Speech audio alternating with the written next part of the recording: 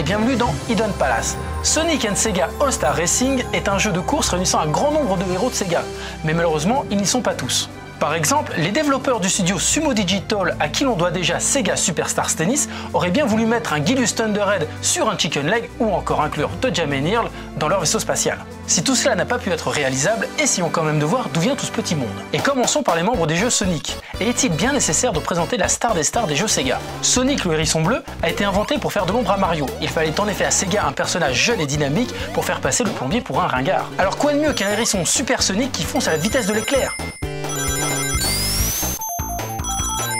Sonic était déjà apparu dans des jeux de course dont le fameux Sonic Air sur Saturn où il se déplaçait à pied. Mais il a déjà été au volant d'un bolide dans Sonic Drift sur Game Gear. Par contre, dans Sonic et Sega All-Star Racing, il ne possède pas la même voiture. Lors de son attaque All-Star, il en sort carrément et se transforme en Super Sonic, comme dans Sonic 2, grâce aux émeraudes du chaos. Il peut ainsi foncer et se frayer un passage parmi les concurrents. L'attaque de Sonic est vraiment expéditive! Depuis Sonic 2 sorti en 1992, Sonic est souvent accompagné, pour ne pas dire toujours, par son ami Renard à deux queues, connu sous le nom de Tails. Il faut savoir que Tails n'est pas son vrai nom, mais un sobriquet que lui donnent ses amis. Son vrai nom est Miles Prower. C'est en fait la contraction de Miles Per Hour ou Miles par heure en français. Il existe d'ailleurs une petite manipulation dans Sonic 2 pour que son vrai nom soit affiché à la place de Tails à côté du compteur de vie. Il fallait bien entendu compter sur Tails pour un titre comme Sonic et Sega All-Stars Racing, et comme on pouvait s'y attendre, il pilote son avion. Son All-Star utilise d'ailleurs ce dernier qui enclenche une tornade pour faire de la place sur la piste.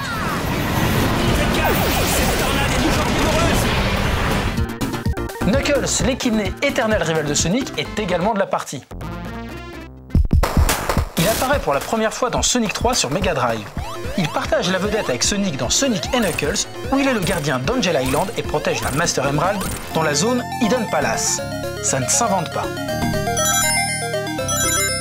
Pour jouer avec lui, il faudra le débloquer dans les emplettes, et ça non plus ça ne s'invente pas. Son All-Star utilise d'ailleurs la Master Emerald, qui lui donne une puissance phénoménale, puisqu'elle lui permet de voler et de cogner dans tout ce qui se trouve devant lui.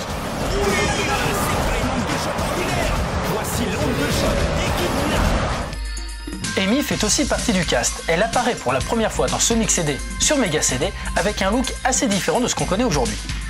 Elle était d'ailleurs connue sous le nom Rosie the Rascal à cette époque-là. Elle devient d'ailleurs jouable sous son ancienne forme dans Sonic Drift, le jeu de course sur Game Gear. On la découvre avec son nouveau design dans Sonic Adventure sur Dreamcast, où elle est armée de son marteau Pico Pico, marteau que l'on retrouve d'ailleurs dans son All-Star. Amy est en mode All-Star!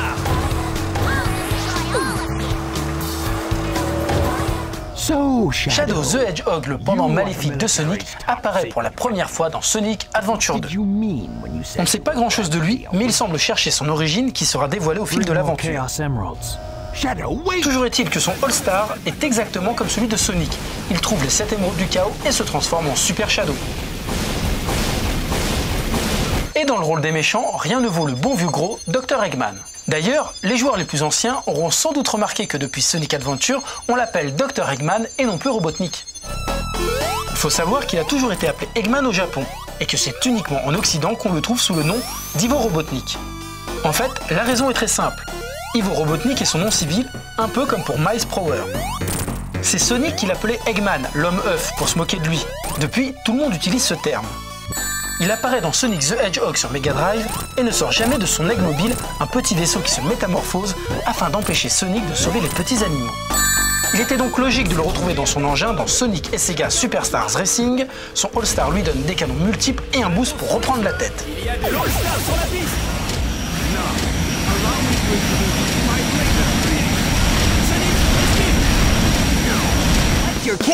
Le dernier personnage de l'équipe Sonic est aussi le moins charismatique, il s'agit de Big the Cat, un gros chat mauve qui apparaît dans Sonic Adventure. Il cherche à retrouver son ami Grenouille. C'est d'ailleurs elle qui vient le sauver lors de son All-Star en grandissant et en avançant tout droit. On ne comprend pas vraiment pourquoi Big fait partie du cast malgré la pléthore de persos issus de l'univers de Sonic. Sortons un peu de la licence Sonic pour nous plonger dans l'univers chatoyant de Sega, à commencer par Ai Ai, un singe qui a les boules.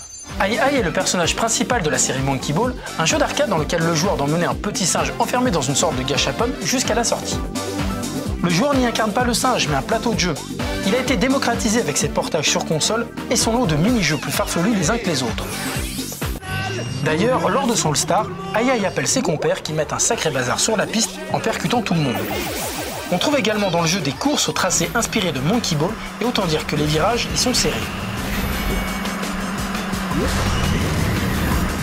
Une autre sorte de singe bizarre est également présent dans le jeu, il s'agit bien entendu d'Amigo, le singe dansant de Samba de Amigo. Il est apparu pour la première fois dans le jeu du même nom sur arcade. Ce dernier proposait aux joueurs de jouer littéralement avec des maracas sur des rythmes latins endiablés. La version Dreamcast reste aux yeux des joueurs qui s'y sont essayés comme un magnifique souvenir avec ces fameuses maracas recherchées activement par les collectionneurs. Le All-Star d'Amigo emmène également tous les persos qu'il dépasse dans une farandole frénétique avant de les faire exploser. Les courses inspirées de Samba de Amigo sont complètement folles, pas tant dans le tracé, mais plus dans les décors déroutants.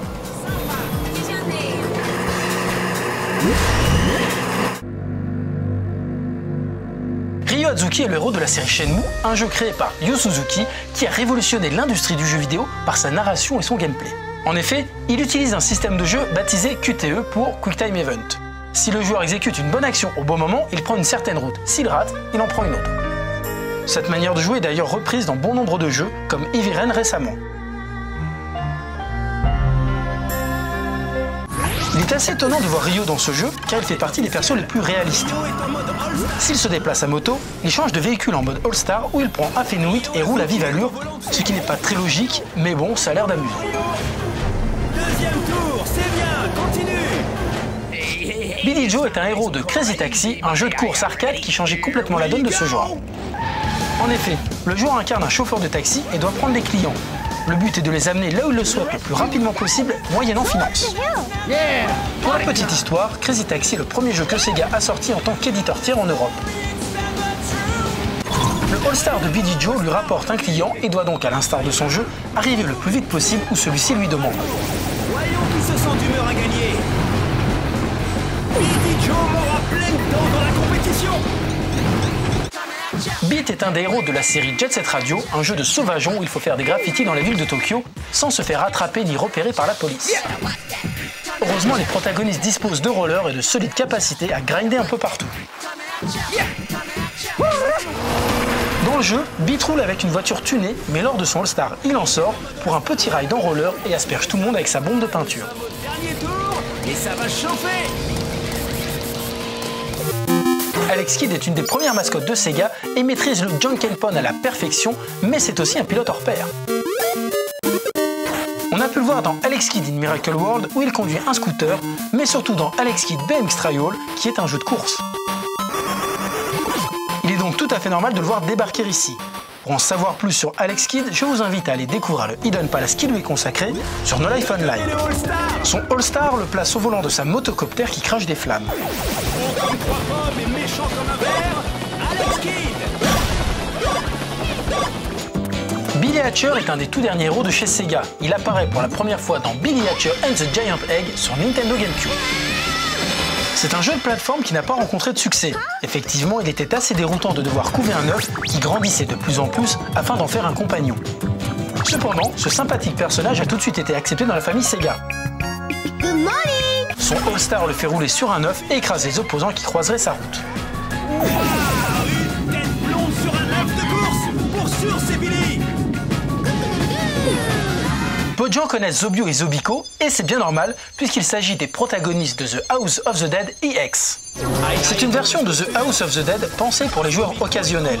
Le jeu y est plus cartoonesque et truffé de mini-jeux débiles comme le bowling ou le sumo. Le All-Star de Zobio et Zobiko fait grandir Zobio en géant qui fracasse tout sur son passage. Kidd a perdu les plumes. Déjà le deuxième tour. Le temps passe vite. Oulala est l'héroïne spatiale et sexy de Space Channel 5. Le joueur y incarnait pour une fois une fille et une reporter qui plus est. C'est un jeu musical où il faut sentir le rythme. En effet, aucune indication n'est donnée à l'écran pour savoir ce qu'il faut faire. Le joueur ne peut donc compter que sur son sens du groove et de la funky music pour s'en sortir.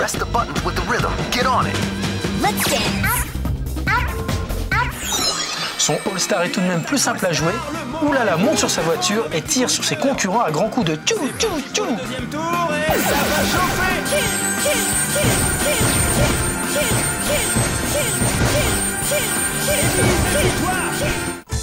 Jackie Bryant et Akira Yuki sont les protagonistes de Virtua Fighter, la série qui a démocratisé les jeux de baston en 3D. Eden Palace a également été consacré à cette série, alors vous savez où aller si vous voulez en savoir plus. Leur All-Star fait sortir Akira de la voiture et donne un gros coup de boost. Robo et Mobo sont les héros de Bonanza Bros, un couple de voleurs géométriques. Il s'agit en fait de deux cambrioleurs qui doivent dérober un maximum de trésors dans un bâtiment. Ils doivent bien entendu faire attention à ne pas se faire attraper par la police, et le style graphique était très particulier à l'époque. Leur All-Star place un des joueurs dans un ballon dirigeable et ce dernier doit absolument jeter des bombes pour freiner les adversaires.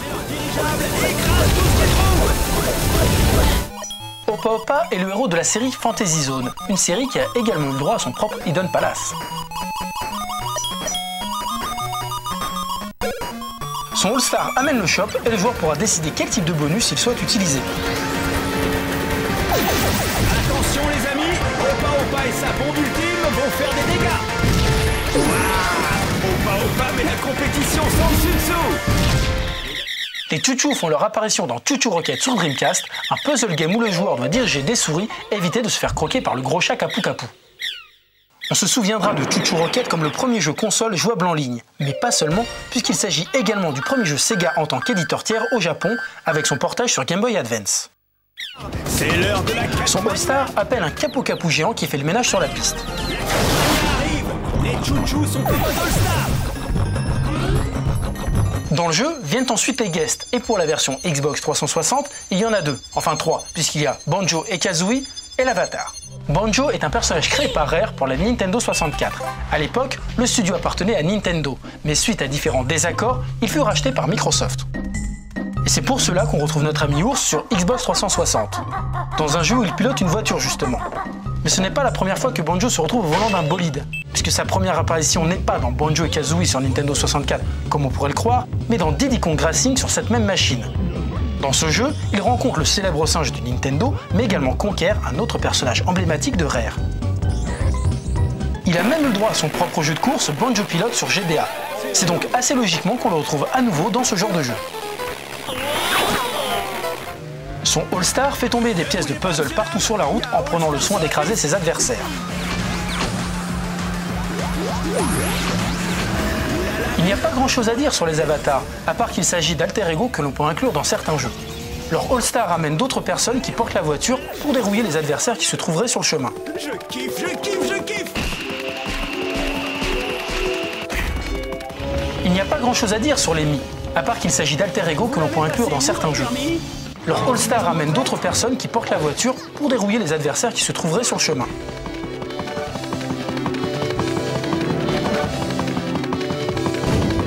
Et voilà pour les personnages du jeu. Enfin presque, puisqu'il manque Knights. En fait, Knights il est dans le jeu mais en tant que porte-drapeau.